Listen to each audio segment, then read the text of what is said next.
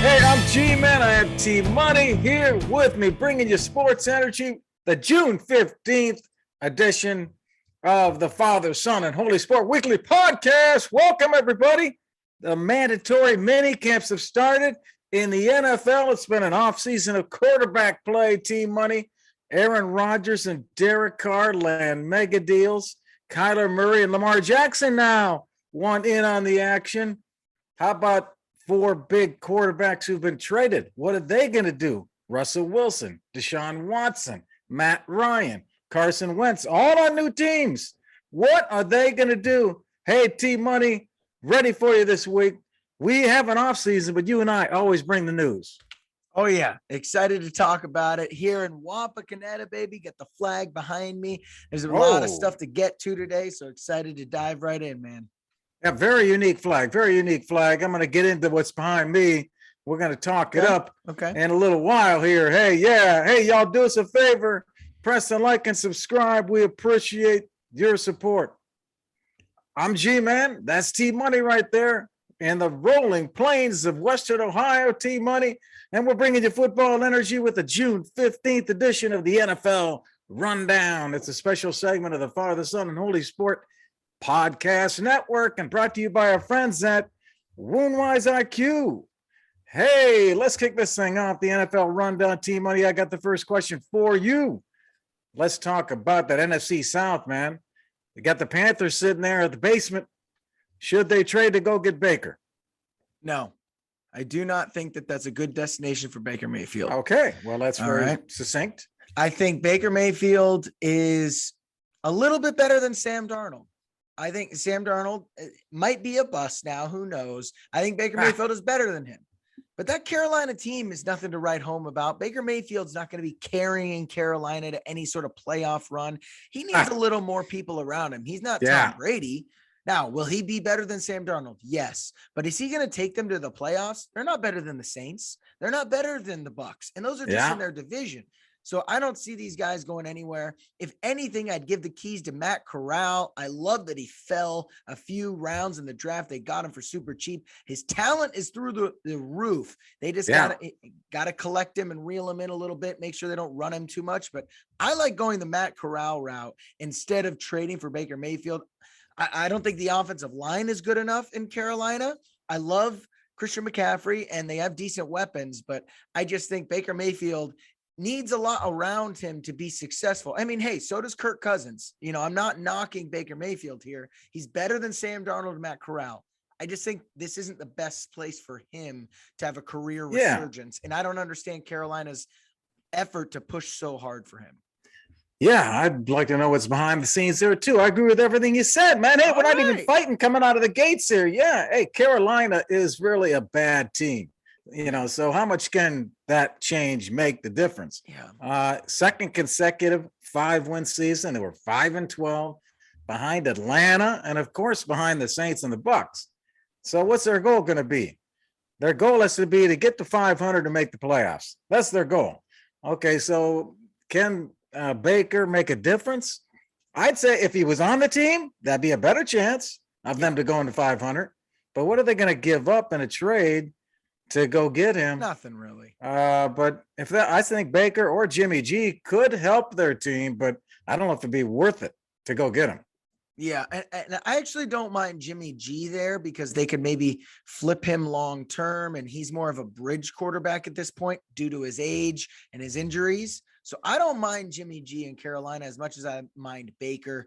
I just think Baker's looking for the next big contract, next big career. Jimmy G's already got that.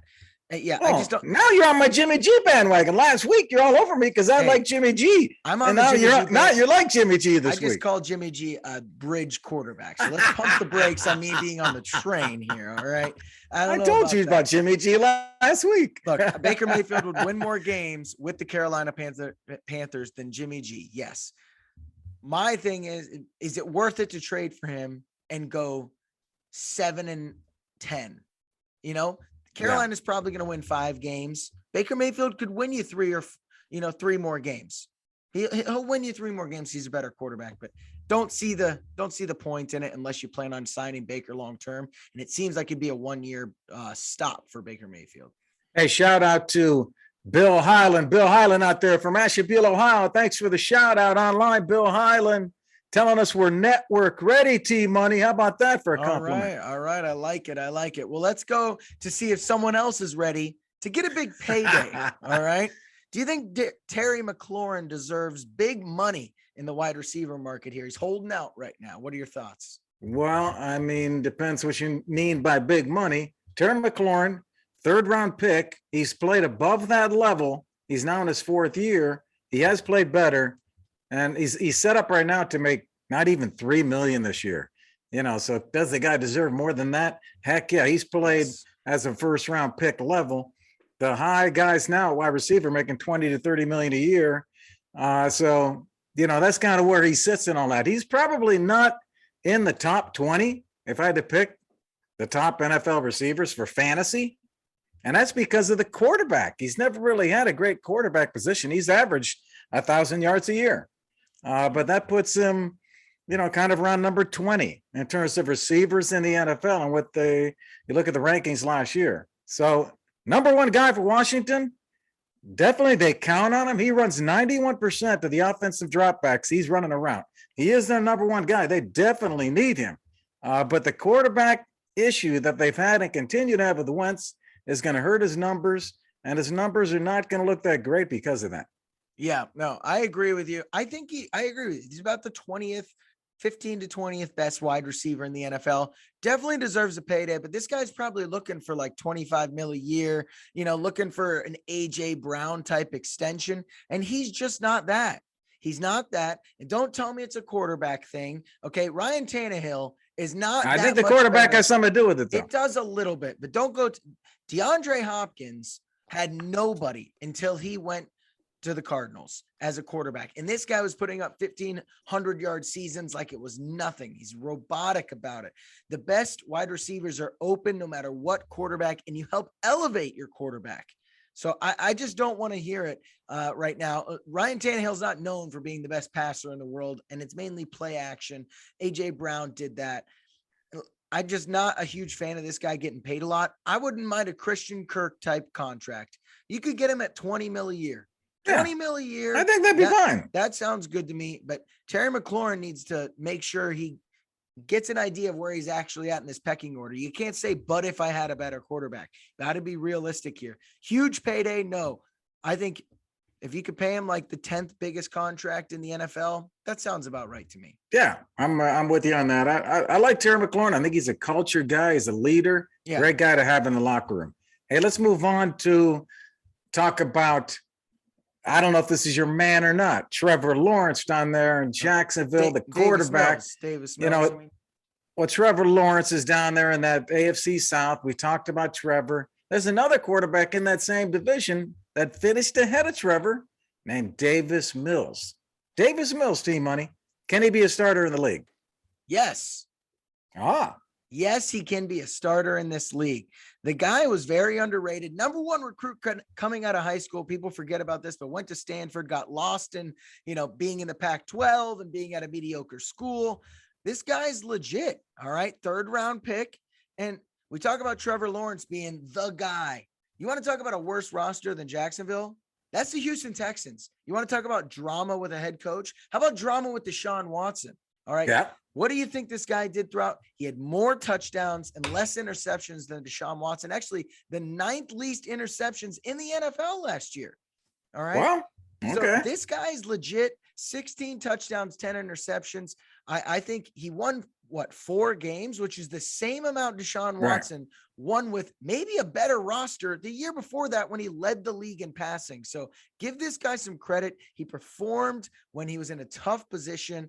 I like Davis Mills a lot, and I definitely think as that team gets better, they can build around this guy. He's going to be a starter in this league. I believe it. He's the rookie quarterback and nobody talked about. They talked about all the other quarterbacks who were supposed to go in that first round, and Davis Mills was the other guy that got drafted, and he may be one of the better ones. We're going to see. I don't know, man. I don't know if I'm sold on him yet. Their team is so bad, it's hard to tell. Yeah. They do have Cooks. Cooks is coming back. He's had a 1,000-yard season. Nico Collins needs to get better at receiver, and they picked up John Mechie from Alabama. Mechie's coming in there. He should be a threat out of the slot for these guys. That's really going to help Davis Mills here with Mechie on that team. So Mechie with Cooks gives them some receivers to throw to. They've tried to add some other pieces, but I just don't see this team being very good again.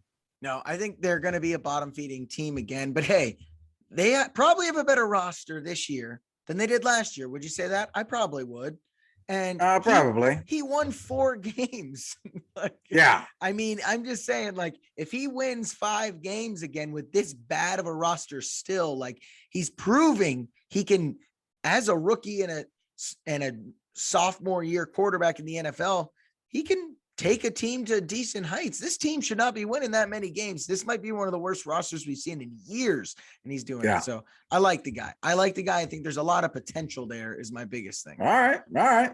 So I'm with you. I want to talk about a more established team that has upgraded a lot with some big acquisitions this offseason, the Raiders.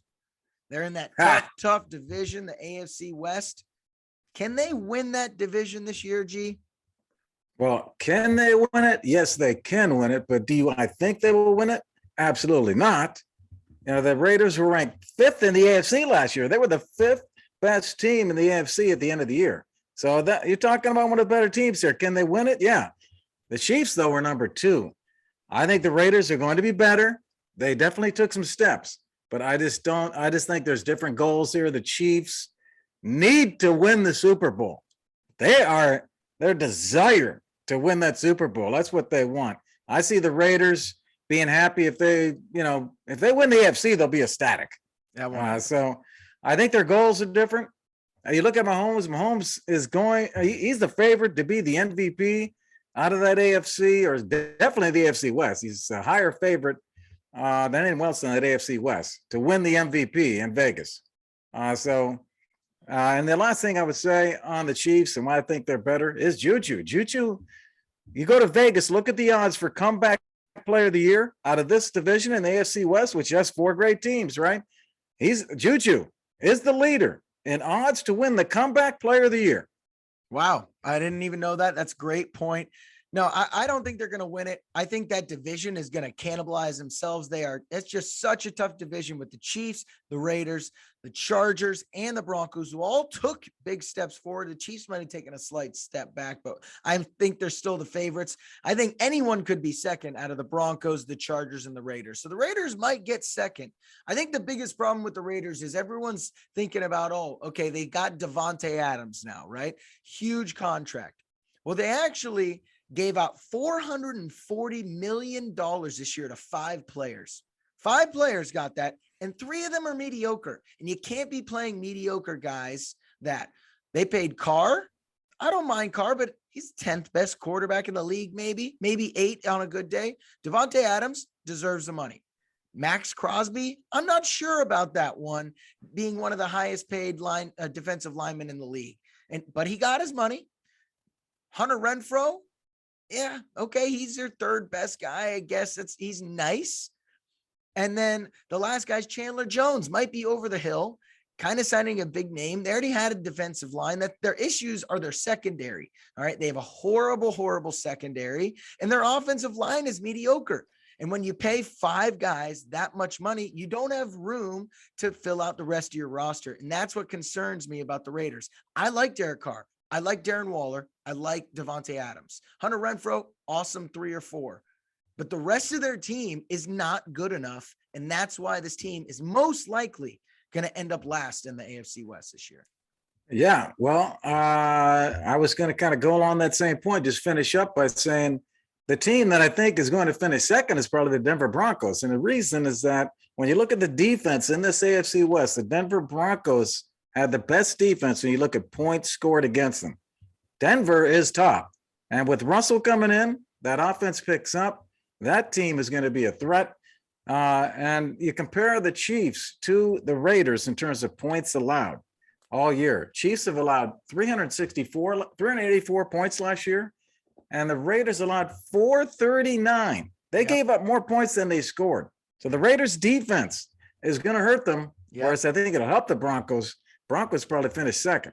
Yep. I mean, I'll take the Chargers over the Broncos. I like it, but totally agree. It's the defense that's going to let them down. It's the back end. They paid the wrong players. So that's what my concern is as well. Let's move. Let's stay out west. Your little town, you're going to visit, T-Money, LA. Hey, the Rams giving out some huge money, man, to keep their team together, bring some people in. Are they in trouble in any way? All right. So we listed a lot of guys that got paid for the Raiders. Let's go down the list of guys that got paid for the Rams. Cooper Kupp deserved his money. Aaron Donald deserved his money. Matthew Stafford deserved his money. Allen Robinson, he didn't get a huge wide receiver contract, and I think that's good value there. So I don't mind Allen Robinson. Yeah. And then Bobby Wagner, they brought in some other guys. They paid a few killer linebacker, great middle linebacker. He's going to be on a tear this year because he's in the same division as Seattle. He gets 2 revenge games. I like who they're paying, right? I like who they're paying. And that's the difference is these guys are top level talent. That's the difference between. You're taking all my points. So I don't think they're in trouble. I think they're the team to beat in the NFL, outside of the Bills and the Chiefs on the other side of the bracket, but definitely in the NFC. I think they're the team to beat. I don't think they're in trouble at all. Pay the piper a few years down after Stafford and Aaron Donald are gone. Who cares if you've won 3 Super Bowls in 5 years, if you're paying a luxury tax a few years from now? They're not in trouble at all. I love all the contracts. Yeah. Hey, I love that you said that. Come on, you going out. I should have worn my Rams hat today. I know you were going to go off on the Rams. Man, you're all over the Rams today. I love that you love the Rams. Yeah. Hey, it wasn't the Rams' fault that Cleveland paid Deshaun Watson $46 million a year, more than Stafford got. Yeah. And Deshaun Watson with that guaranteed money also. And it wasn't Cooper Kupp's fault that Miami went after Tyreek Hill and paid him $25 million a year, and A.J. Brown got the same. So, hey, man, these other teams are going crazy giving out this money, and the Rams are just taking advantage of an opportunity. They can go back and win 3 more Super Bowls with this team. Totally. They're going after it. Totally agree. And I think everyone in the NFL wishes their teams would do this. Go for it when you got it, right? Yeah. The Bucks did it with Tom Brady. They won a Super Bowl. The Rams did it with Matthew Stafford. They won a Super Bowl. More teams want to see these guys going all in when you can. And that's why I think everyone's kind of fallen in love with the Rams here. And I also think the Rams are smart. They're paying a lot of these guys, but they're pushing out the dead money to later in the years. The salary cap is supposed to expand exponentially here in the next 3 to 5 years as well. So paying these guys, these dead money void contracts, when they have to, pay the piper, so to speak, for overpaying all these guys, it's not going to hurt as much in 3 to 5 years as people expect, because that salary cap is going to keep increasing. So I love what the Rams are doing. I don't think they're in any trouble. But let's transition over to a team that I just mentioned, the Bucks. All right. Tom Brady's back. Should the Bucks be upset about Tom Brady's offseason here? I mean, the fake retirement and rumors, and then he comes back. The rumors about him going to the Dolphins with Sean Payton. Should they be upset? The locker room upset? What do you think? What do you think about this? Interested in what you're going to say, because I can't believe you're asking this question. This is Tom Brady, okay? He can, at this point, is in a class by himself. If I was coaching Tom Brady, I would say, Tom, what do you want to do today? You know what? He's like a coach on that team. I don't care what Tom Brady does, as long as he represents my team and the league in a professional manner. And he does. There's no doubt about that. There's no question. I trust Tom Brady 100%, man. The guy's committed. So, hey, man, all this stuff does not matter. The guy almost got the MVP last year. He threw for 5,000 yards, 43 touchdowns. He almost got the MVP. This guy's a gamer, man. All right. Fair points. Let me start by saying, love Tom Brady, go blue, baby. And you got to ride his coattails, don't you? And let me start by saying, I would rather have Tom Brady on my team than not have Tom Brady on my team. But am I upset if I'm in that locker room or on that coaching staff? Hell yes. This guy just fake retired because he didn't want to play for the Bucs anymore, and he wanted to force his way for the Bucs to trade him to Miami, where he would partner up with Sean Payton. he was doing this and everyone's just letting it go. How is this not more of a talking point that this guy tried to do this? You want to talk about representing the league? He was forcing his way out of the Bucs to go to another team in the same state, and no one cares because it's Tom Brady. I love Tom Brady, but I would be pissed if I was in this locker room. We're not good enough for you. We're not good enough for you. Okay? We would have loved it at Father Son Sports if he would have done that. We'd have been talking about that all day long. So I would totally be upset. And then think about the rest of that locker room. Hey, you like your head coach? Well, I don't like him. Get him the hell out of here if I come back. Okay, Bruce Arians, bye-bye. That's what he just did. He just kicked the head coach out because he's like, well, if I'm going to come back and play for you guys because I can't go to the Dolphins, well, can I get rid of the head coach at least? Because I don't like him. Okay. You think that locker room's happy with his offseason? I don't know. I'm happy he's there. Might help me get paid more. Hey, man, but we're not talking about college. We're talking about the NFL. These guys are all pros. They're older guys. They're fine with Tom Brady. Trust me, that locker room is no problem at all. Hey, I got a final surprise question, though, for you about Brady. And what do you think about this lineup behind me? And I want to ask you a question. In 2020, you love contracts, T-Money. In 2020, Tony Romo behind me negotiated a record at that time, $18 million a year, to go to CBS and be the first 8-figure announcer. Within 2 years, Troy Aikman, also behind me, equaled that. He got a 5-year, $90 million deal. And now within 2 months of Aikman's deal, Brady surpasses them both with a 10-year, $375 million package from Fox. You got Brady at Fox. You got Aikman at ESPN. You got CBS and Romo. Who's your top, man? Who's your top color guy? I'm a Tony Romo guy all the way. For one, I haven't heard Tom Brady, so that's a ballsy deal by Fox to just hand him more money than he ever made, even playing as a pro. Totally get why he signed it. Go Tom Brady, do your thing. Maybe now you'll make more money than your wife. Who knows? But I like Troy Aikman. I think he's really solid, but you don't hear a lot of passion from the guy. Tony Romo's calling out plays before they're called. Like, this guy is a savant when it comes to broadcasting, making you feel like you're part of the play every snap. And I like Tony Romo a lot. I think he's the best color commentator out there. I think he's the best one too. I like Troy Aikman, but yeah, Tony Romo's another level, man. Yeah. Hey, we hope you all loving the NFL Rundown. It's a special segment brought to you by Father, Son, and Holy Sports Podcast Network. If you're interested in being a guest on the NFL Rundown, reach out to us.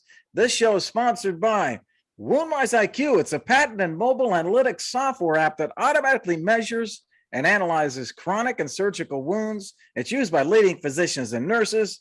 Just download the app from the App Store. You're ready to go. WoundwiseIQ.com. Hey, if you love the show like we love you, press the like and subscribe and look for some of our other segments and clips where you play your podcast, and look for our website, FatherSonAndHolySport.com. We'll see you next week for the NFL Rundown. All right. Let's do it. On to the Chug and Chant, baby. Oh, yeah. Oh, yeah. Hey, I'm G, man. I have T-Money here with me, bringing you sports energy with the June 15th edition of the Chug and Chant. It's a special segment of the Father, Son, and Holy Sport Podcast Network.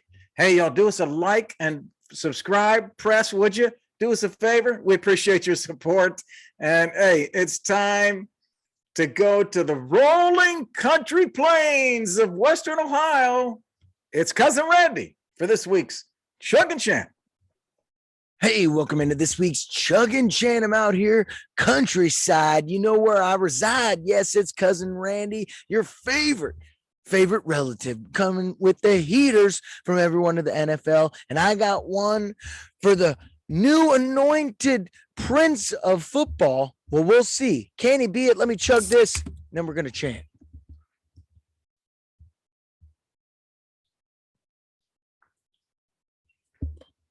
Woo, all right. Trevor Lawrence, you're supposed to be the next guy. Andrew Luck, John Elway, and you. 3 highest prospect ratings ever given out in the NFL draft. Supposed to be you, baby. Where were you last year? I've seen so many better rookies perform. Davis Mills performed better than you last year, and he was a third or fourth round draft pick. You're supposed to be the guy. I don't care about Urban Meyer. I don't care about your weapons. Joe Burrow was great until he got hurt his rookie season. Where were you? Andrew Luck, great rookie season. All right. You didn't even show flashes of greatness. You were 28th in QBR. 28th. All right. There was way worse QBs that played better than you. All right. You threw 12 touchdowns. 12. There's 17 games. Oh, and speaking of 17 games, you threw 17 interceptions last year. So 5 more interceptions and touchdowns. Where were you, big guy? All right. You're more athletic than this. You're more gifted than this. Start being a leader instead of some long-haired pretty boy. Only I can handle that. All right. Trevor Lawerence, coming for you, man. Jaguars revamped that whole offense this year. Got you a new offensive head coach. You better perform this year because it's all on your shoulders, big man. G-Man, T-Money. Where do you stand, Trevor Lawerence? Hot seat this year as a QB? I think so. And hey, man, T-Money, Randy was fired up today and funny. He was. Funny as usual. Yeah. I like the newly appointed Prince of Football, Trevor Lawerence. That was funny. Yeah. Where were you, big guy? That was funny. Yeah.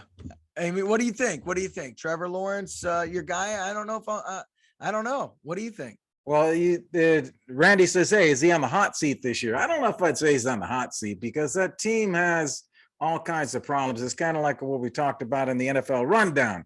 But some of these guys are on bad teams. And I think he just tries to do too much. I think he has the skills, and I think he's going to develop as long as this team gets better. But he's on this terrible team. He's trying to, you look at some of the plays where he makes mistakes, and you talk about all the interceptions. I think he thinks he's a Clemson man, that he could do this himself. And he just needs more of a team around him to pull this together. Yes. Is Pedersen a step up from Urban Meyer? Yes. He's part of that Andy Reid, the Andy Reid tree. He's part of that tree.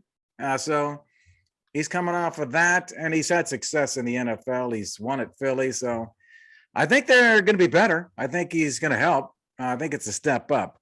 But I think just Trevor just kind of settling in, not trying to do too much. No, I actually agree with you. I think he does try to do too much. I mean, he was 17th in yards last year with a very, very mediocre wide receiver class. Maybe not even mediocre. That's too strong of a word. One of the worst in the league, and a terrible offensive line. So I'm going to give the guy credit. Like he can play 17th in yards, but you got to do a little bit better than that. But he also ran for over 300 yards. So the guy can use his legs. I think they should do a little more designed run type stuff. I wouldn't mind a little like Kyler Murray, Josh Allen action with Trevor Lawerence, because the guy is a skilled runner and you could use his legs more. So Trevor Lawerence is definitely not on the hot seat. I don't agree with that. But he's just got to improve. This team is improved now. They put some better pieces around him. I'm not a fan of the wide receiver class, but it upgraded. Yeah. Well, they got Christian Kirk in there. They got Zay Jones. Yeah. So and they added Evan Ingram. Exactly. They're solid. So he should have weapons around him, and they'll go get him a wide receiver the next few years in the draft. So I like Trevor Lawerence. I think he's got to be a little more vocal of a leader. He doesn't seem like vocal enough to me when I see him in press conferences or out on the sidelines. He's more of a lead by example guy. So love to see him be a little more, take control of the team. But now that Urban Meyer is gone, I think a lot's going to be better because Urban Meyer was not a good coach. So excited for Trevor Lawrence's next year. Yeah, I think Peterson, his approach, the players like him. Mm-hmm. I think he's going to be able to implement his vision because players like working with him. And he's won a Super Bowl. Just the way, and I think that's part of it. It's the way that he knows the game. Okay. I think Urban Meyer knew the game. Yeah. It's just in their approach is different. When you try to implement things, if you're in business or in sports, you have to work with people. You got to make it a team. You got to respect people and you work together. And I think that Peterson has that kind of approach. That'll be better for Trevor Lawrence. Yeah, I'm excited for Lawerence. I think in the next few years here, he's going to start living up to somewhat of the hype, that he had. But Jacksonville, he's digging out of a big hole right now. So let's cut him some slack. Jacksonville, 16th out of 16 AFC teams last year, 3-14. Can they get to 9-8 and make the playoffs? That would be a big year for that team. Hey, we hope you love the Chunk and Chant with Cousin Randy and T-Money. Special segment brought to you by Father, Son, and Holy Sport Podcast Network. If you're interested in being a sponsor of the Chug and Chant, or a guest chugger with Randy, hey, let us know. And if you love the show like we love you, press that like and subscribe, and you can find more segments and clips where you play your podcast. Look for us at Father, Son, and Holy Sport. We're on all the platforms, or check out our website. You can buy merchandise like this beautiful hat, Father, Son, and Holy Sport.com. We'll see you next week for another Chug and Champ. All right. Peace out.